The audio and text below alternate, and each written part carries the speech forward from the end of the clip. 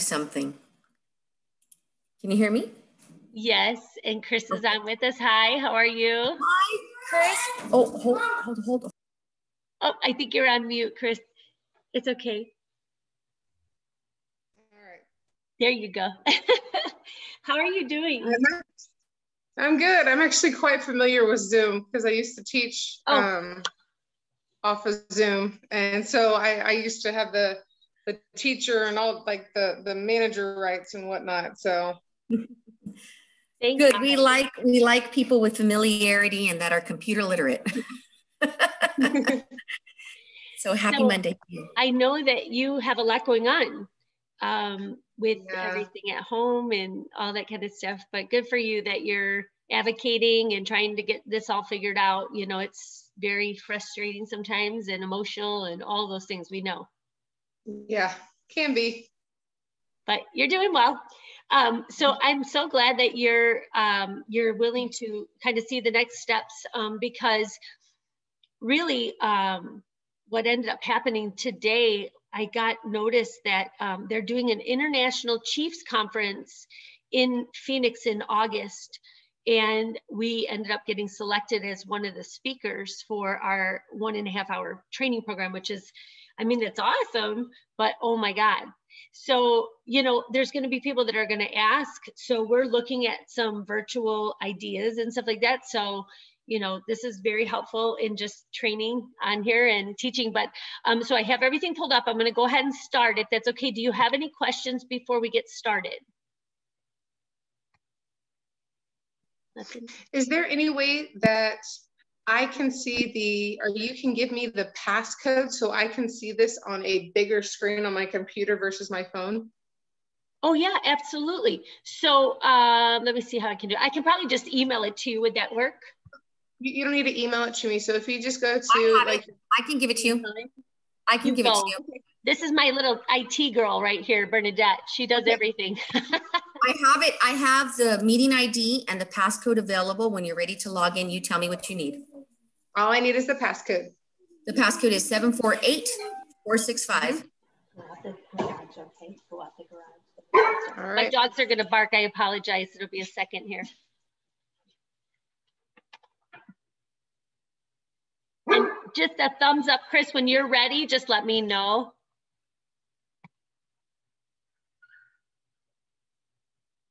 I just admitted it. Perfect.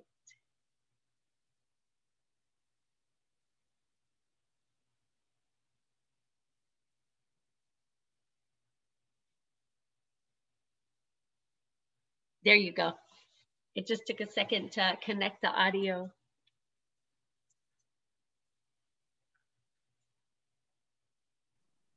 I'm good to go. Okay, perfect. Okay. So ambassador training, we really just refer to people as police ambassadors, but for you, it would be a security forces ambassador. So, you know, God bless you a couple of times. I do have a question though. So if we do this, I know there's a lot of like certain asks, I guess, or you know, for us to put like a uniform on here and stuff like that, that would be something that if you need to modify this to fit within your community, I'm okay with that. I will give you the access to do that because this is really for civilian police. It's not for military. So I want to make sure that you have what you need to be successful in this. We just did our first training with El Mirage Police Department. They did an awesome job and they trained 3 boys, all different levels of the spectrum. And every one of them, I shouldn't even say boys, they're all adults, 18, but they were afraid, they were so scared. And then when they got done with the training, my son, as we were driving home, he goes, I'm not afraid of police anymore, Mom, they're not bad.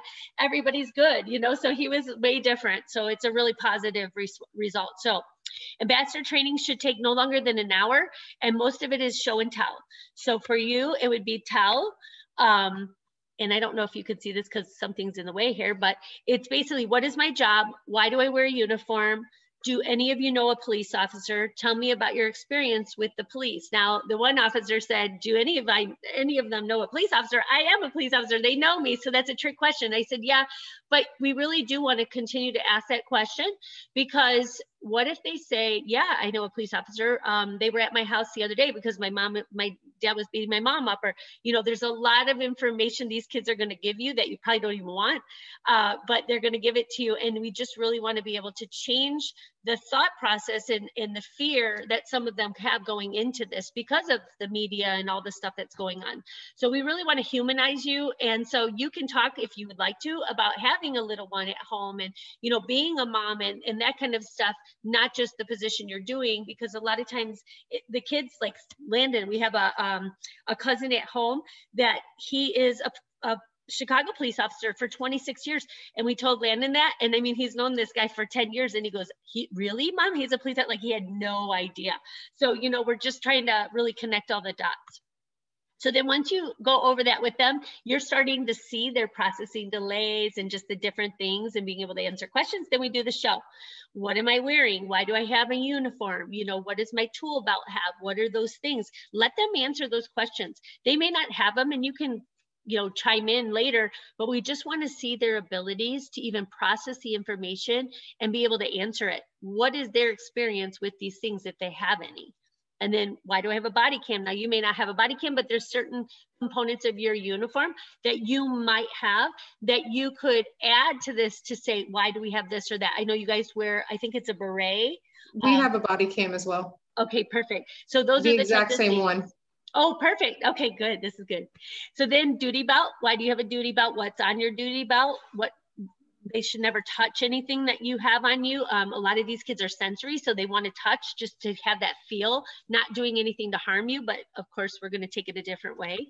Handcuffs, we even encourage you handcuff the kids. Why?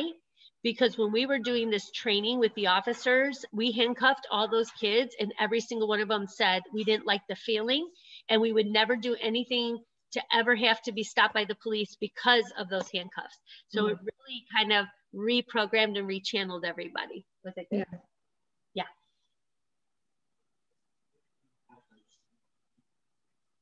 Yes. Yeah. Is she good? Yes. Thank you. Landon was helping me with my auction. Yeah. So the police badge, obviously you guys probably wear something a little different, but you know, why do you have that and what does that mean? Now, I don't know, but this could happen as well. My husband's uniform and a lot of his equipment was stolen out of his car at one time. He pulled it up to go, he was going to be qualifying at the academy. He ran inside to get something. And when he came outside, everything was gone. They found the gun, the duty gun later, but the jacket, all that kind of stuff, you know, these people take these things and then they identify themselves as an officer. We obviously don't want to tell the kids this because then they just never know. And I think it would confuse them, but just being aware that, you know, the way we explain this is probably super important, because if we say all officers are safe, I've met a lot of people along my path that did some bad things. They ended up on the news, you know? Right. So we just want to make sure that the way you present it is a way that you would want to present it to your child as well. Okay. The police car, the same thing, you know, just what is it? The canine, don't touch the dogs, you know, things like that. And then the taser, if you have one. I'm prior canine. Oh, good. Okay, good. This is good. Yeah, because you know how that goes. I saw what they were taking a group photo and the one kid leaned down and the dog was right in his face. Oh my God, it was so bad. And then the last was the police officer's gun. And then at this point, we don't go too much into this, but you could ask, have you ever seen a gun before? Do you have a gun in your home? You know, things like that. The reason that we ask those questions is because if they've seen a gun and they have a gun in their home, that means that the gun is available, you know, it's there. And with military families, it could be there. If they're in the stage of puberty and things start changing chemically and nobody realizes that, this could be a very bad situation. So teaching the parents about the importance of the gun safety and locking things up, we had to do that. We had to even sleep with our door locked at some points. So just some things to think about. And then the do. So then we have them all stand up. They put their hands in the air. And so he had them put their hands in the air. And he said, at the top of your voice together, we're going to say, I am a responder of autism 3 times. And I'm going to keep reminding you to keep your hands in the air. So we do that.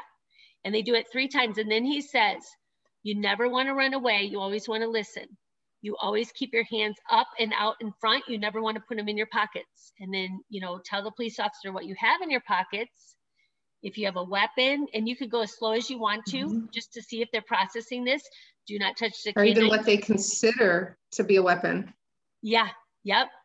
Do not touch canine, be respectful to the officer, and say what you just said. What they consider is a weapon. I'm going to add that in there. Our program always gets better because of people like you. I just keep adding more stuff. I'm like, okay, somebody said do this, and then review. And then we talk about, officers will ask, oh, I spelled that wrong. The audience, why do officers want your hands in the air? And then this is their time to repeat some of the information and the contents that you have. Now, many of the kids 18, because they don't drive, they don't even have an ID with their address on it, or they don't have any kind of address. But if you ask them their address, they might not be able to tell you that. So landmarks are important to tell parents, you know, landmarks are important. And also the address, if you start working on that at an early age, by the time they're adults, they might have processed that information.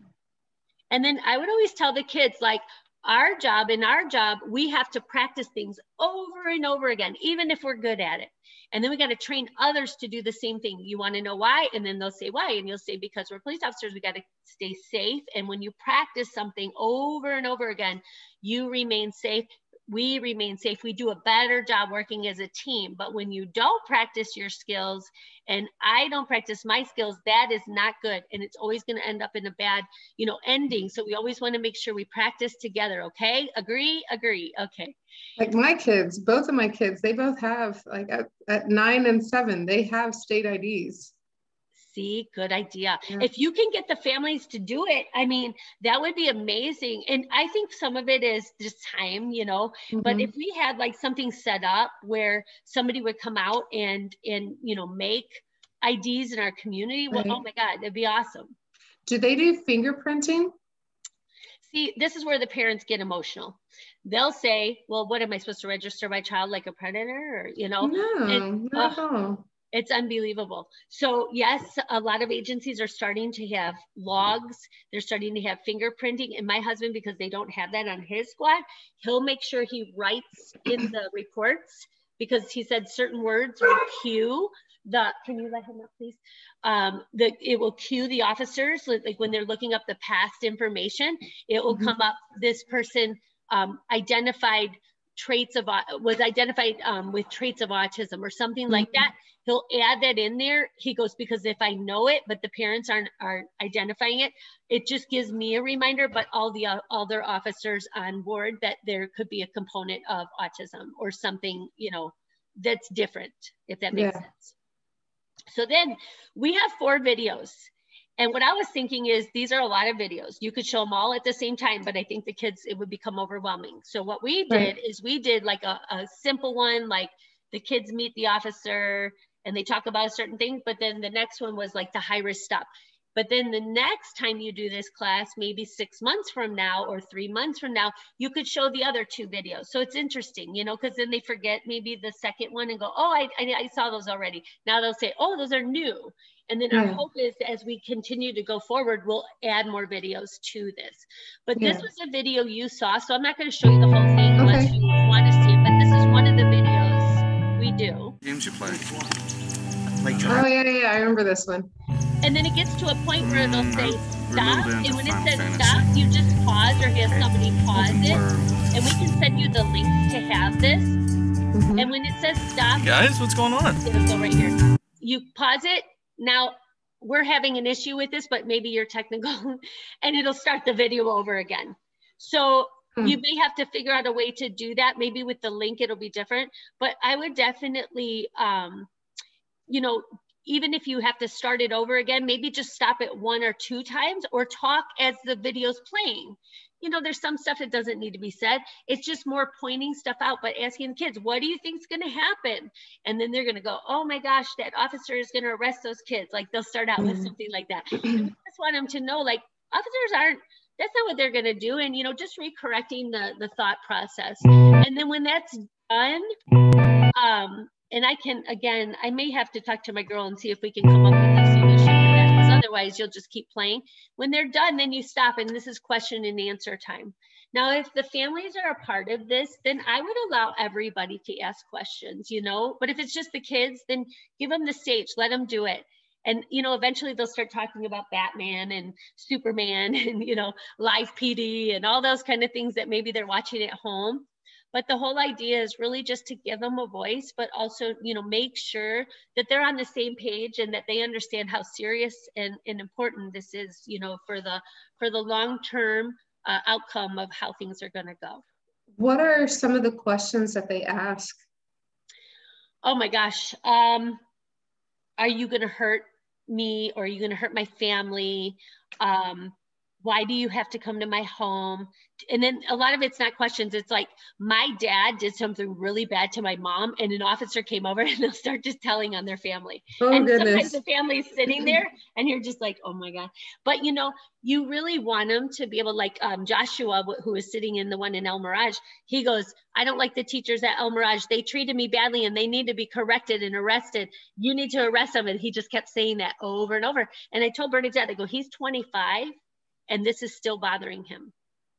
So I don't know what happened, but mom and dad were not able to correct that. But what I really love about it is now when we go back to the school districts, we can say, and we had somebody named Joshua, or like Landon, he asked me a question about one of his teachers that he didn't like. He goes, Mom, she was really mean to me. And, you know, he's telling me why he thought she was, and he's 2 years out of high school now. Yeah. So there's a lot of things that people will do or say that affect them. And when they have stress, anxiety, OCD, that could really be a bad situation in the past, especially when they don't trust people of authority because of those types of things. So we share that with everybody. Okay. And then they all get a certificate. And if you have stickers, you can give them a sticker, whatever you want, lollipops, I don't care. Just something to say, you know, good job. And then you also will get a certificate that will say, like after today, I'll email you a certificate, you can put it up. And it says recognition certificate awarded to Sergeant Doobie 2021. And then if you want to come back, you know, in 2022, it's not to go over this again, unless you could just share with us some stories and things that you're going with, but more so we would love to have you, you know, just kind of tell us, I wish we could add this or do that. The more that you do to, you know, share what you're seeing when you're out there just makes this program even better. Yeah. So one of the things maybe because I mean, honestly, I have not had to respond to any person with autism or that had been identified as being autistic. And so some of the questions might throw me off when it comes to that Q&A portion, just because that almost feels a little out of my realm as to how to answer some of those without having them be triggered in some sort of way or feel some sort of way about it. So that would be maybe already have some of those answers already on a slide and be like, yes, we can't, for us, it's apprehension. So, and it's the equivalent for civilians for saying arrest. So like, we can't arrest people because they're mean. We can't do this because, you know, somebody said something mean to you, you know, along those lines. I was watching. They took your TV, or they turned your TV show off or something.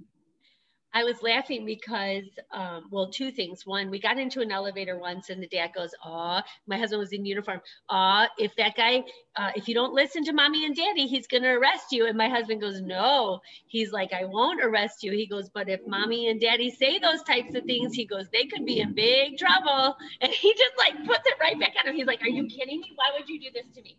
You know, so he corrects it because he said that's really bad behavior. Yeah. So sharing that information with the parents, like what the parents should know. Mm-hmm.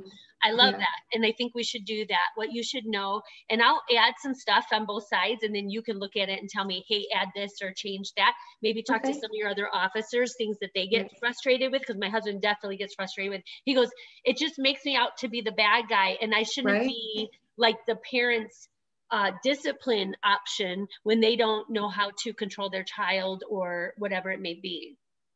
Correct. Yeah, because then they have that negative connotation about what an officer is versus the reason why they're there to help.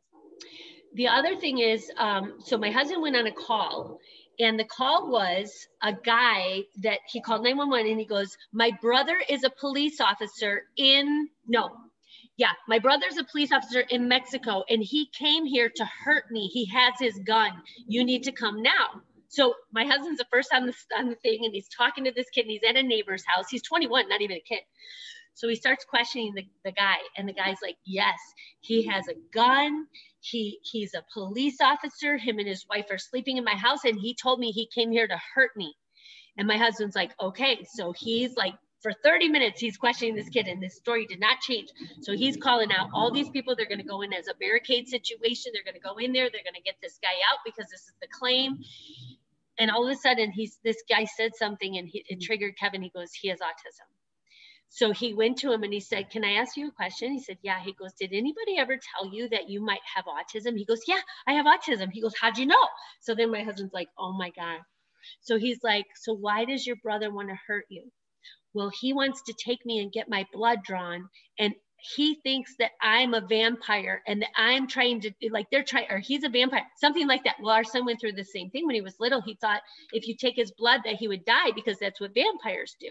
And the TV just, so right away he's like, could you imagine that situation? We're doing a barricade situation. We're going in, this guy's sleeping. He's from Mexico. Right. He has a gun and he's trained with that gun. And that's how we're responding. He's like, but I realized something triggered me. He goes, and I missed it because he was high function. And I go, oh my gosh. So I tell those types of stories to officers because sometimes, right, it's scripting, it's echolalia, the things that we talked about, they're responding the way they believe, and nobody at home's changing that. Like, you can't say that. You have to say this, but they're not changing that. Or maybe they are, but he's not responding. So anyways, I tell those stories because then people become more aware of, okay, we have an issue. Thank God you have a child with autism. But, we'll definitely create a something to know or something to remember. And we'll add for the parents on one side and for the kids on the other side. And we'll send it to you. And if you would just look it over and add, and then we can just make this an ongoing development. That would be very helpful. And then I'll send you the PowerPoint, and you can modify it as needed for your community.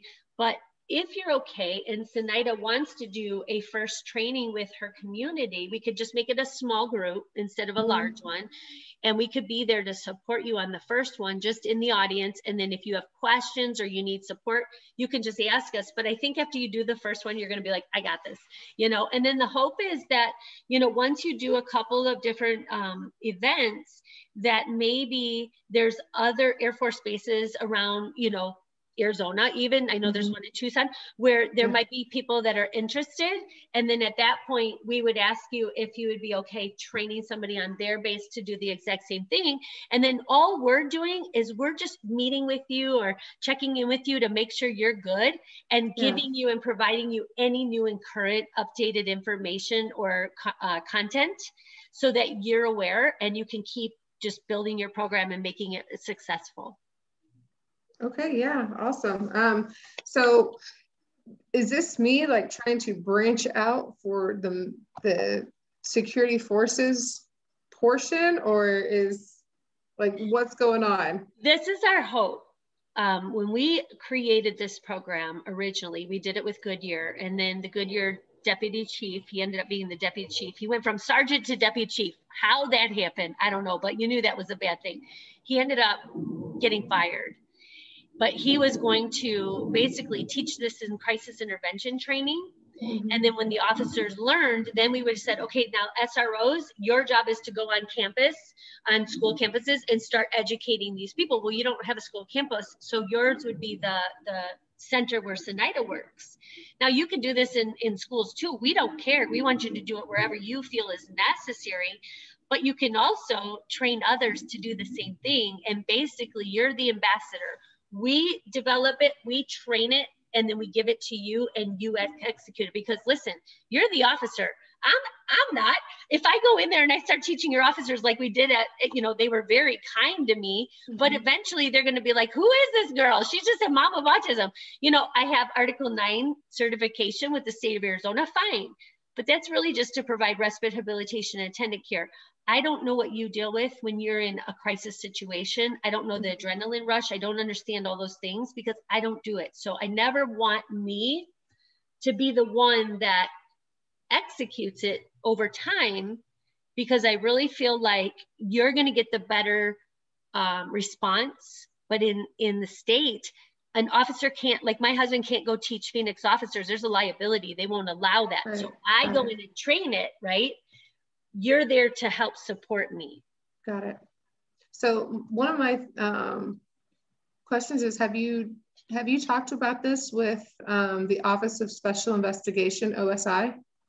No. That might be a good way to get them in on it as well, just because, I mean, when we had our incident on base with the active shooter, everyone came. We had Glendale, we had Maricopa County, we had obviously OSI came. I mean, we just had a lot of different off-base police and or law enforcement officials come on, and we need to all know the same information. It's the same with OSI. Like when they respond to something, okay, how do they know that they're dealing with somebody that has autism versus and somebody who may be high functioning? Like my nephew, he is high functioning. You wouldn't know. You can tell. There's some things that he does that he gets really stressed out, and like he won't necessarily make eye contact with anybody, and then he just has this, he's always fiddling with his fingers, but there's certain things that you can tell that there is something going on, and so it's just a matter of identifying what it is. So I was going to say, Alex, Landon's best friend's mom, is a parole officer.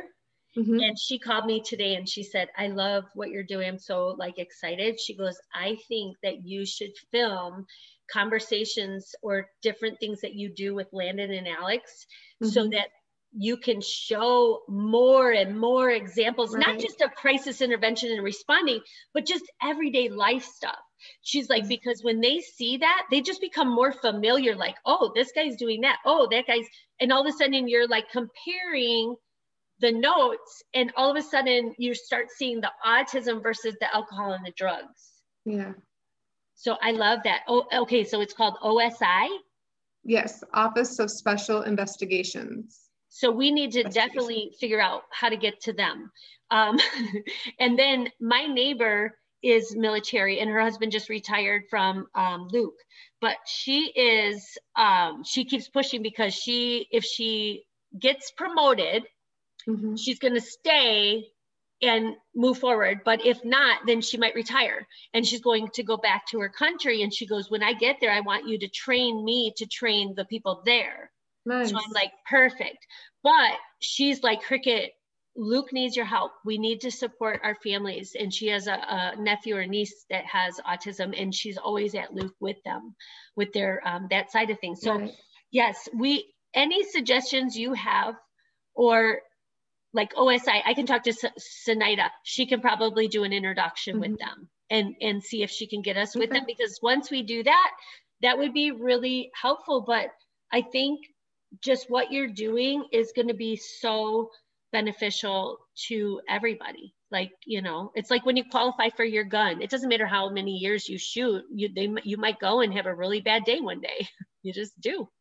That's true. Yes. So how would I start off by having these meetings with those that are autistic, like their families? Because we don't have a right to have, per HIPAA, we don't have a right to go and say, okay, who's autistic? Let me see. No. Oh, this person, and this person. So, I mean, aside from, informing pediatricians at the hospital or something like that, how would I go about doing this? I mean, I guess I could make a flyer and post it on the Luke Air Force Base web or Facebook page or something like that. But how would that go? And by the time there's 10 minutes remaining. Yes, I saw. Zenaida and Sonia are going to host these at their community center or at your community center for the family side of things. But if you want to do it on base, then I would just recommend, because they have access to all those families unless they don't report it, where she can do the invites for you. And I think she's willing to do that. As a matter of fact, she's trying to jump on right now. I think they want to do that. And I think if they're able to do that, then you really are just the person conducting that, and they're doing the invites, and then you show up and do it. Hi, lady, how are you? There you go. Can you hear me? Yes.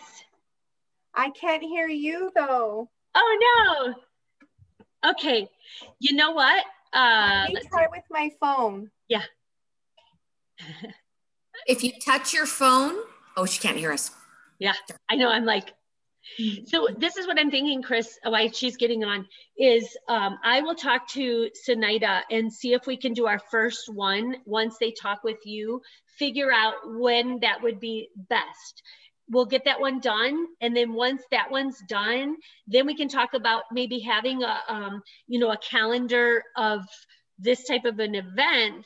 And then, like I said, as I'm building the videos of other scenarios, then maybe you take out some of the high risk stop stuff and you add in those, you know, let me show you the difference between this and that, you know. Right. And then I would also encourage, if there's a way to take this curriculum or content and add it into some of the trainings that you do with your security forces, and these videos are valuable to you, you know, please use them, because the more that you have information for them, I think it's just the better for everybody, that it's just constantly top of mind.